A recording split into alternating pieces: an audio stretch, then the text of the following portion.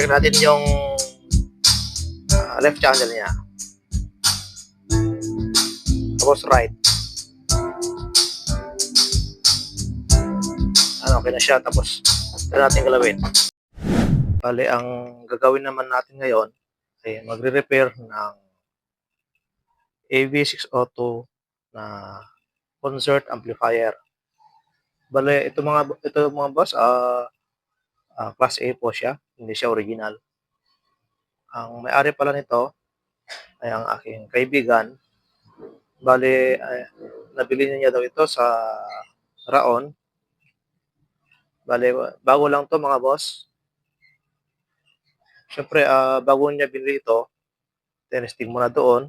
Tapos, nung pag-uwi niya rito sa Tuigaraw, itong bagong taon, tinesting niya. Tapos, nangyari daw, bale, may lumabas na problema. Sabi niya, yung isang channel, nawawala-wala. Tapos, garalgal daw ang kanyang tunog. So, makikita natin dito sa side niya, buo pa ang kanyang warranty seal. Pati sa may likuran, meron din siyang seal. So, sabi ko sa kanya, pag ipadala niya sa Maynila, malaki ang kanyang gagastusin kasi sa pamasahe pa lang, back and forth, doon na siya talo. So, dahil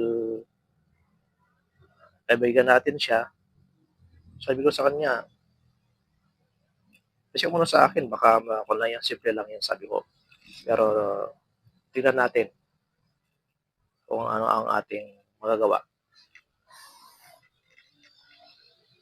So, bago natin siya buksan, testingin muna natin para magkalaman na.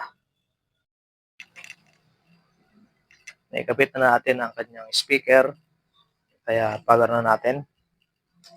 Testing na natin. Bali, ang ginamit pala natin na audio input niya ay yung player para hindi tayo ma-copyright. So, nakalagay na siya sa CD-VCD. Volume na natin.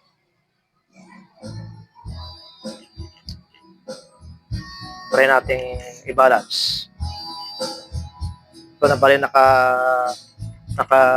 kung siya mga boss, naka-balance siya sa right. Tapos try natin sa left. Yan, wala sa left. Sa right ang meron. Yan siya.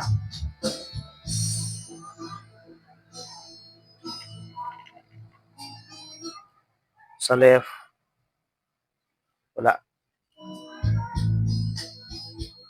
Sabi niya, garalgal. Parang hindi naman. Try natin galawin yung volume niya. Try natin kalampagin. Ay, oo nga. Parang meron siya naglulus. Off na natin. Baka lalong masira. Tapos, buksan na natin.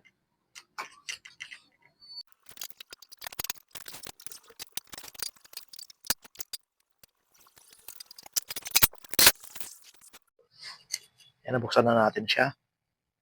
Try natin yung volume.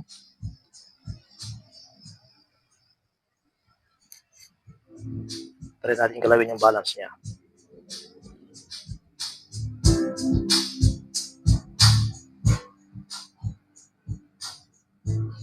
Yung left channel niya, meron na siya. Yan siya, mga boss. Nawawala-wala. Naka-left channel yan, Tapos i-lipat natin sa right. Yan. Try natin na yung steady sa left channel kasi ito yung nawawala-wala. Yung wire niya, try natin galawin. Ulit dito yung naglulus. Mukhang dito sa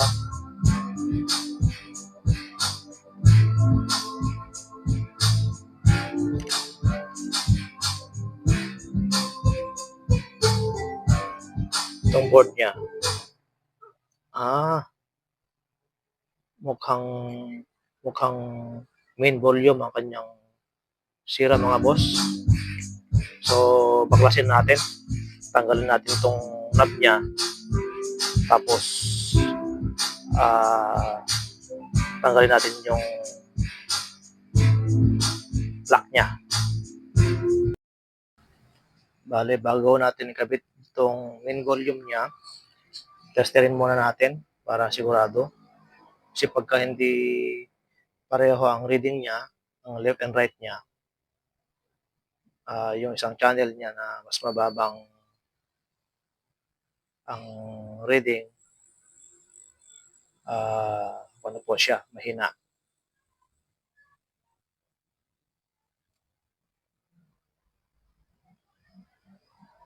$106 sa kabila, 105.9 ohms. Okay lang.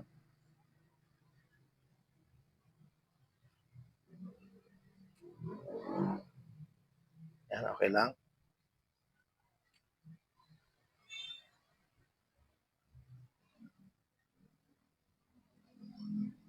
Yan, so, okay lang siya.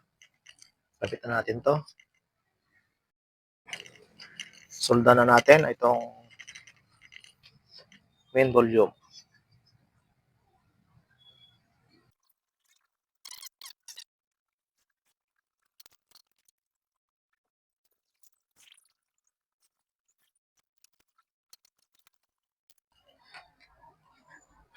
Tapos itong gitnang selector niya, i-thread muna natin para pag-testingin natin mamaya. Hindi siya mahulog. Power na natin, testing na natin.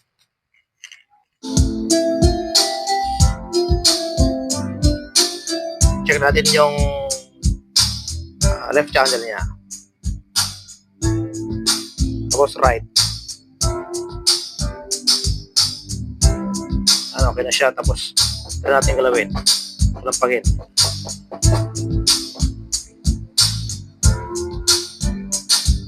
Okay na siya. So hanggang sa muli mga boss. Maraming salamat.